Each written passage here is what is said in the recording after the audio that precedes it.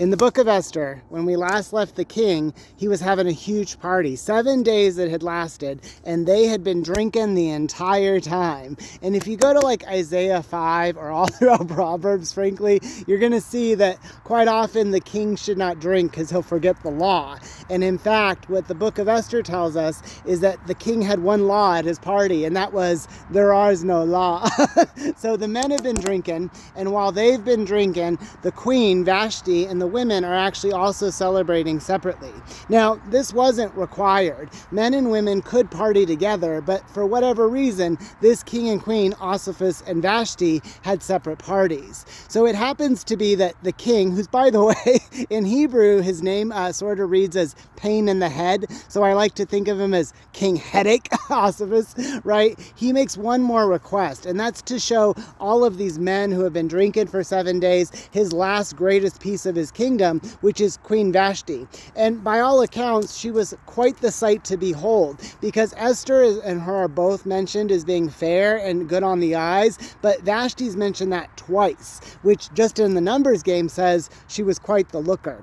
So the king sends all these eunuchs, his servants, over to get Vashti and lift her up on her litter, which was like a bed. So there was probably all these guys there to carry her over. He wanted her to come and present herself basically with the crown and nothing else on, to show off his ownership of this beautiful, beautiful woman. Now Vashti refused, because as we're going to learn in the book of Esther, it's hard being a woman, and she won't submit to the king. So the king's advisors all tell him, hey, if she doesn't submit to you, King Headache, King Ahasuerus, then all women won't submit to their husbands. So we should do a decree, you should do a decree to say that all women must submit to their husbands completely. And the king, drunk at his party, upset that his wife wouldn't come and show herself to his friends, says, sure. So they write up the decree, and it goes throughout all the land. And in fact, then because Vashti won't come before him, his advisors say, you know what?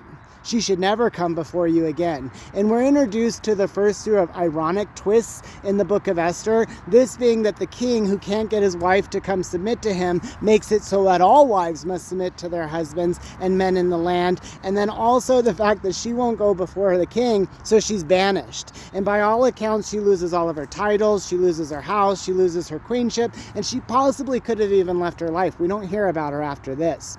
So then, what the Bible tells us, the book of Esther says that after all these things, then the king's servant said, hey, you should really have another wife. Now, that only happens in a few verses, but this is the background of this, right? So really that took 4 years. And what happened to this king in the meantime, if you remember from last week, he was going to go invade Greece. So he did that, failed miserably, had all of these letdowns time and time again. And these servants who were so close to him, who saw him in his most private moments, probably realized, gosh, he could use a partner, companionship. So they're the ones who advised to go ahead and send out and have all these beautiful women, the most beautiful women in the land, come so that they can be purified, they can be taught. Basically, they're beautiful and we want them to be more beautiful.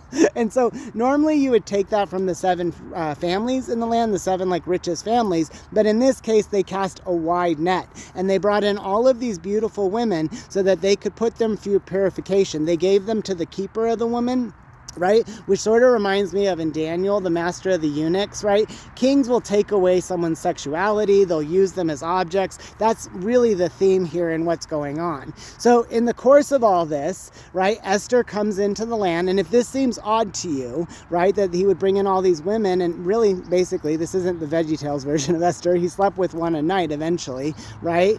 Here's the reality. Go to The Bachelor, look in our own world, look in our own media. Don't we often objectify women or even men, and still one man can choose amongst a bevy of women? Well, that's what's happening here in the Bible. So through the course of the next 3 years, right, what's going to happen is these women are purified. Basically, they're put through all these different exercises to become more beautiful. And in that time, the eunuch who is the keeper of the women, named Haggai, I think, guy. He starts to really befriend Esther. He puts her higher than the others. And there's another layer to this we'll talk in just a moment. But really, you have to think about that. Amongst all these beautiful women, this guy prefers Esther. And it really has to do with what we're going to learn about Esther is her people skills, how she manages to speak her truth, stay true to God, but also do so in such a way as appealing to others. She isn't turning others away from her, right? And from God, really. Now, and the other layer of this is Esther wasn't raised by her mom and dad. She has a relative named Mordecai she's her uncle's daughter, I think is what it is. So they're like cousins, but really Mordecai could be thought of as Esther's father because that's how he watches over her. Both Esther and Mordecai are Jewish, right, coming into this, but that's not something that's going to be well known throughout the kingdom. Right now we're focused on looks, people.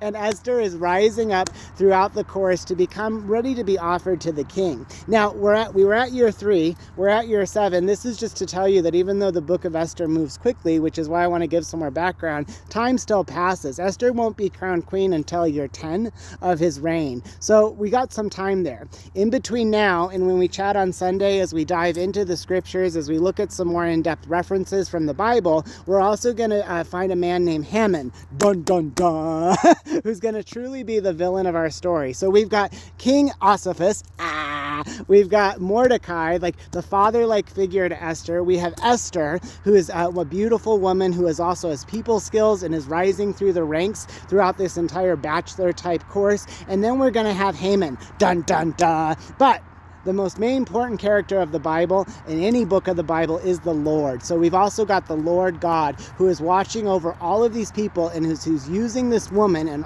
really many of the women, right, for a special purpose. Because women have it rough. And Esther teaches us that when you turn your eyes to God, when you seek his face and you go in prayer, that is truly the way to be a woman of God. So I thank thee and praise thee, O God of my fathers, who hath given us wisdom and might, and hath made known unto us now the king's matter. Join me on Sunday when we chat more in depth on scriptures in the book of Esther.